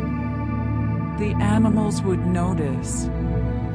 Large predators, currently pushed to the margins of human-dominated landscapes, would expand their ranges. Wolves would return to lowlands they had been driven from for centuries. Elephants would roam across regions of Africa and Asia currently fragmented by roads and farms. In the seas, fish populations, many of which have been severely depleted by industrial fishing, would begin to recover. Whale populations, already rebounding from the worst decades of industrial whaling, would continue to grow. Within a century, most temperate and tropical regions currently used for agriculture would be well on their way back to some form of natural vegetation. Not necessarily what was there before human intervention. Invasive species, soil changes, altered hydrology would ensure a different kind of community, a novel ecosystem rather than a restored one. But rich, living, complex. The cities would still be there, but transformed. Skyscrapers whose windows have fallen out would become home to birds and climbing plants.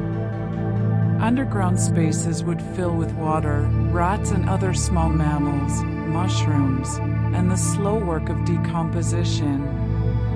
The great engineering achievements of civilization, the bridges, the tunnels, the dams, would erode on timescales of decades to centuries. Their materials return to the landscape in forms that future geologists, if any existed, might find puzzling. carbon dioxide concentrations in the atmosphere would stop rising, the burning of fossil fuels would cease.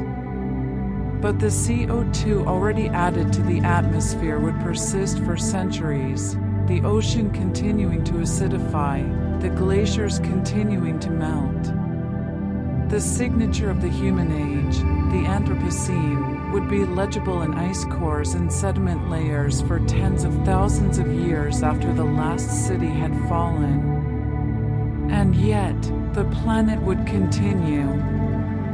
The water cycle would continue. Evaporation, cloud formation, precipitation, rivers flowing to the sea, none of this requires human permission. The tectonic plates would continue to move. The magnetic field would continue to deflect the solar wind. The seasons would change. The tides would shift. The deep ocean would continue its slow circulation. The phytoplankton would continue to photosynthesize. The forests, given time, would return.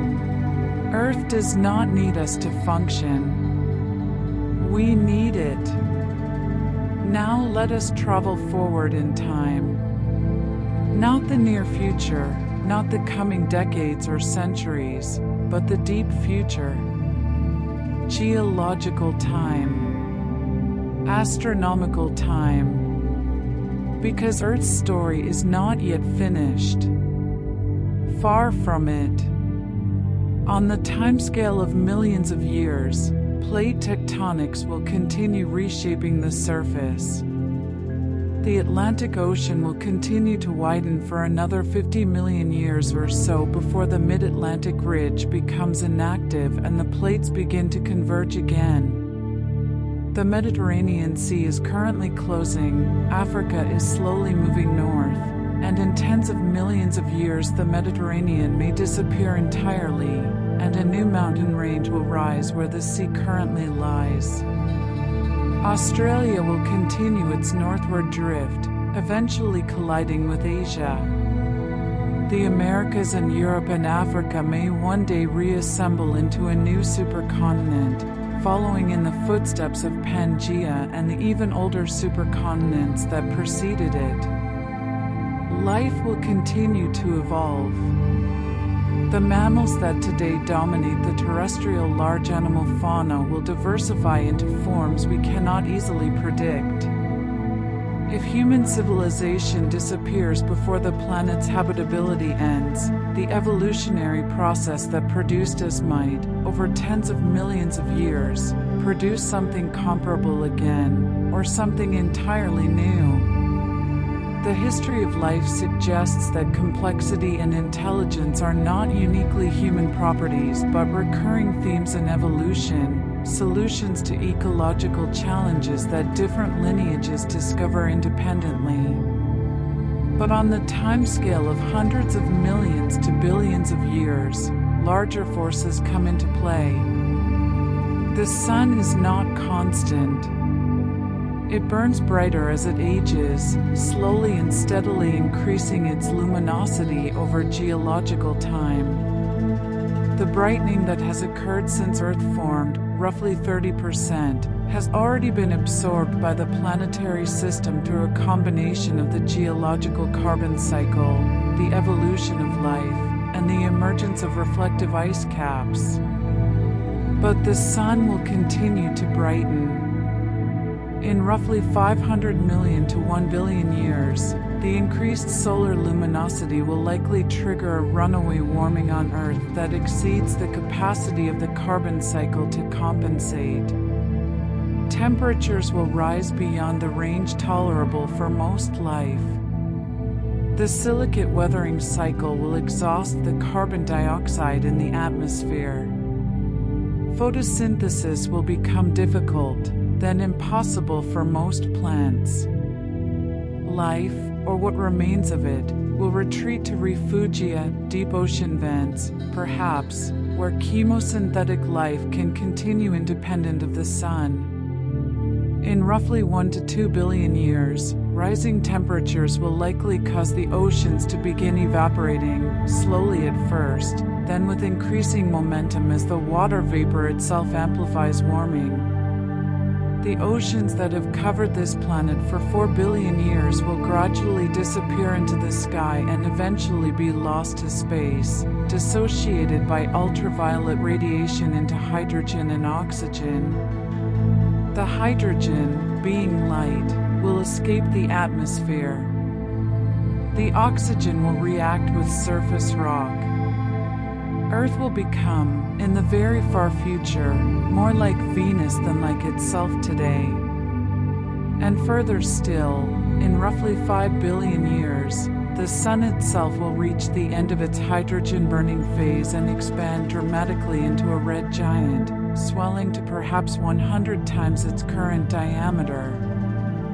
Whether it will expand far enough to engulf Earth's orbit is a matter of current scientific debate.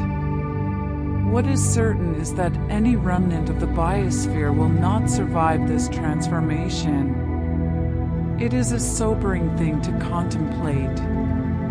And yet there is something in the contemplation that feels not tragic but simply vast. A star forming from a cloud of gas, planets accreting from the disk around it, one of those planets cooling and filling with water and developing life and sustaining that life through 4 billion years of extraordinary, continuous, creative change, and then, in the fullness of stellar time, the star ending and the whole system transforming again into something new.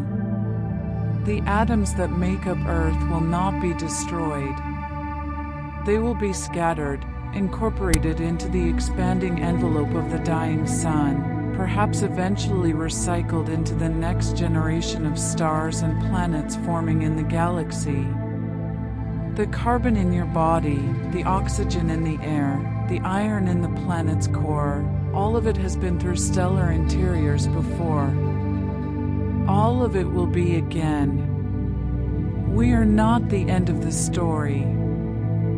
We are a chapter. And the story, on scales we can barely imagine, goes on. There is something that happens when you lie on grass and look up at a blue sky. It is not complicated. It does not require explanation. The blue spreads above you, perhaps spotted with white clouds in slow motion, and something in you, something older than thought, older than language, older than you are aware of, relaxes. Something settles. A tension you did not know you were carrying releases itself, and for a moment you feel not merely comfortable but genuinely, completely at ease. Why? The biologist Edward O. Wilson proposed a concept he called biophilia, the innate affinity of human beings for the natural world. His argument was that because our species evolved over millions of years in natural environments, in forests and savannas and along the margins of rivers and lakes, we have an evolved, deep-seated preference for landscapes and features that would have been beneficial to our ancestors.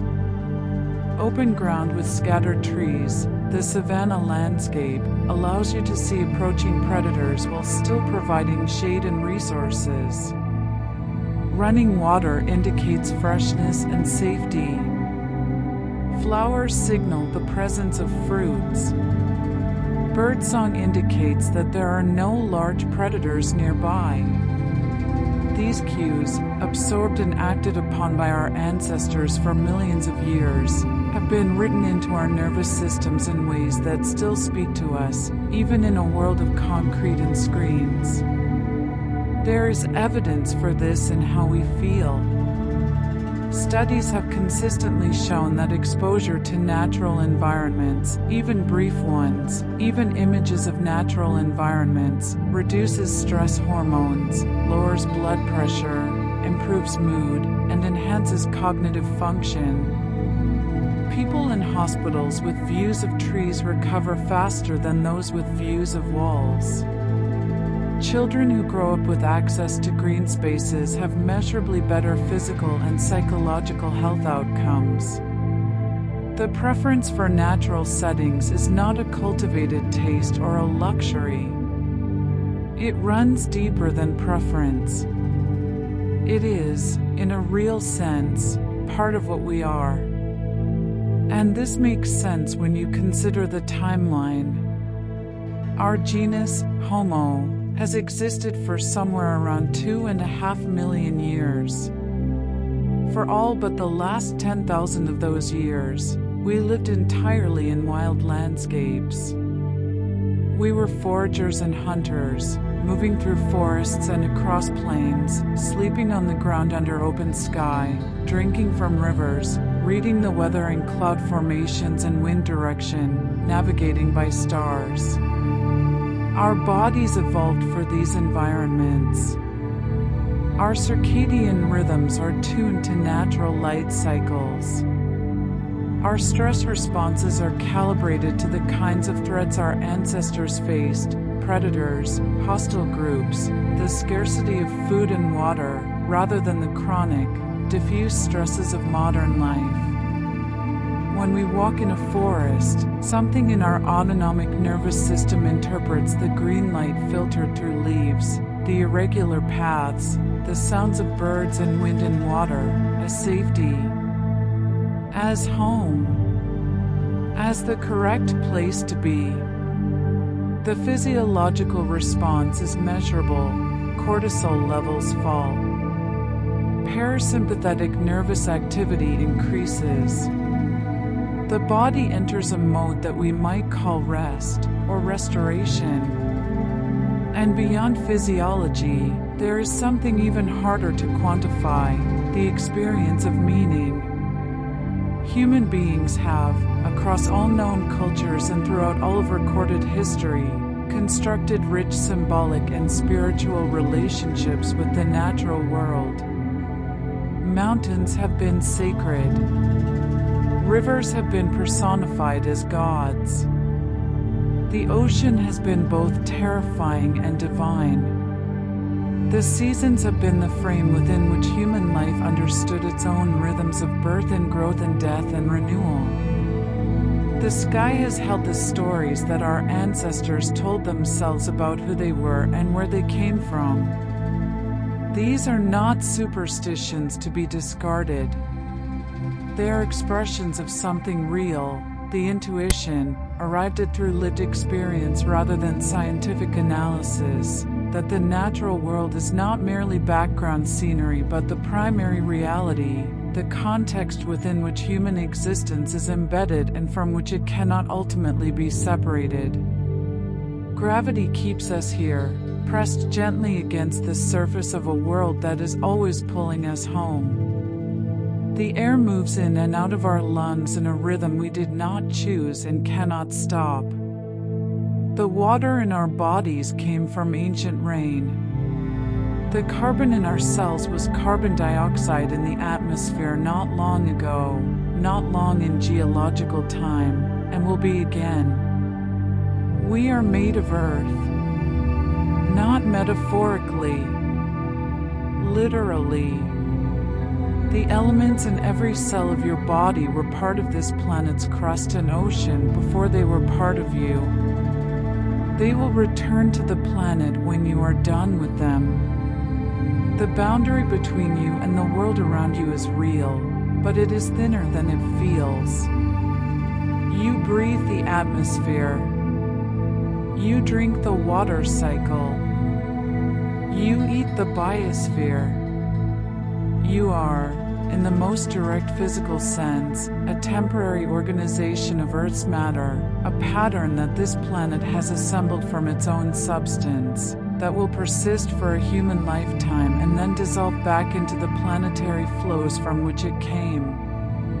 This is not a diminishment. It is an extraordinary thing to be. The question of what it means to live on this planet, to be part of this 4.5 billion year story, is one that science can illuminate and philosophy can deepen, but that each person ultimately answers for themselves. in the quality of attention they bring to a morning sky, in the care they extend to a river or a forest or a piece of soil, in the sense of responsibility they feel toward the living world that made them. Home is not where we were born. Home is what made us. And this planet, this impossible, specific, ancient, breathing, cycling, self-regulating, life-covered world is, in every cell and atom and thought we have, what made us. Return to space. Slowly, very slowly, rise above the clouds, above the troposphere where the weather lives, above the stratosphere where the ozone layer holds its quiet vigil, above the thin, glowing layer of atmosphere that wraps the planet in its delicate shell of blue. And then, from orbit, look down. There it is again. Blue, white, the slow turning of cloud systems over the Pacific, the dark green of the Amazon basin, visible even from this distance, the largest forest in the world breathing out oxygen in a plume that satellites can measure, the white of ice over the poles, the deep blue-black of the ocean absorbing light, the pale brown and ochre of the great deserts, the Sahara, the Arabian Peninsula, the Australian outback, glowing warm in the sun. There are no borders visible from here.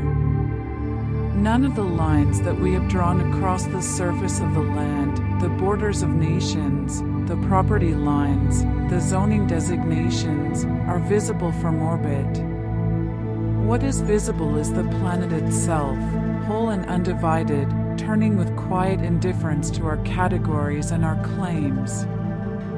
From this height, the cities are tiny. The highways are invisible threads. The noise and urgency of human life, which fills every moment of every day for 7.9 billion people on that surface, is completely inaudible. From here, there is only the quiet of space and the slow, blue-white turn of a world going about its ancient business. This planet has been flowing for 4.5 billion years. It flowed before there was life on it, driven by the blind forces of gravity and radioactive heat and orbital mechanics. It flowed as the first oceans filled and the first cells arose in the dark ocean water. It flowed as continents assembled and broke apart and assembled again. It flowed as the first forests spread across the land, as the first fish crawled onto the shore, as the first mammals sheltered in burrows from the last of the dinosaurs. It will flow long after the last traces of our civilization have been erased by the patient geology of deep time. Now descend.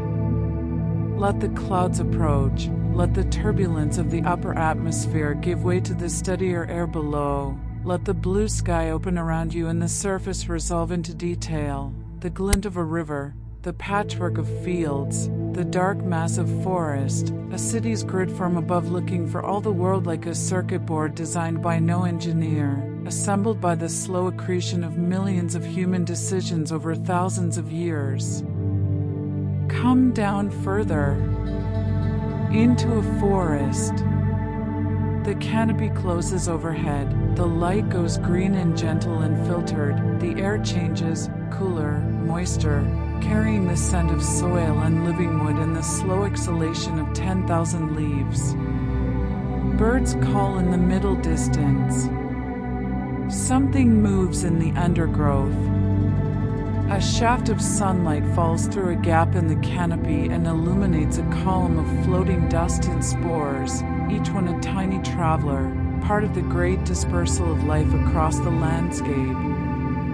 Come to an ocean shore. The waves arrive in sets of 3 or 4, rolling in from thousands of kilometers away where a storm generated them days ago.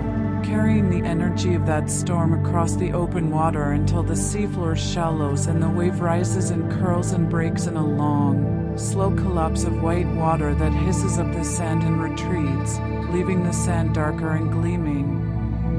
Each wave is different. Each wave is the same. This is the ocean's rhythm, and it is older than any human sound. It was here before the first fish. It will be here long after the last one. The tides come and go on their astronomical schedule, pulled by the gravity of the moon that formed from the violence of an ancient impact 4.5 billion years ago. Come to a desert at night. The sky overhead is enormous and clear, the Milky Way spread across it from horizon to horizon like scattered salt on dark velvet, each light a sun, most of those suns orbited by worlds of their own. The air is cold. The sand still holds the warmth of the day, releasing it slowly into the night. A small animal moves somewhere in the dark, audible but not visible. Wind shifts across the dune face. From here, standing on this sand, under this sky, the scale of things is very clear. We are small. The planet is large. The universe is incomprehensible. And yet we are here. We exist. We breathe the air of this particular planet, drink its water, eat from its soil, live and die within the embrace of its gravity. We are the universe observing itself, through the improbable and temporary vehicle of biological consciousness. We are what happens when matter and energy, organized by 4 billion years of biological evolution, begin to reflect on their own existence. This planet does not belong to us. We belong to it. It was here before us, and it will be here, in whatever form time and the slow brightening of the sun and the patient work of tectonics allow, after us. Our tenure on this world is brief by any geological measure. But it is not trivial. We are the first organisms on this planet, as far as we know, to have understood where we are. To have comprehended the age of the world and the mechanics of its processes. To have looked back at it from space and seen it whole, as a single thing, fragile and irreplaceable in the dark.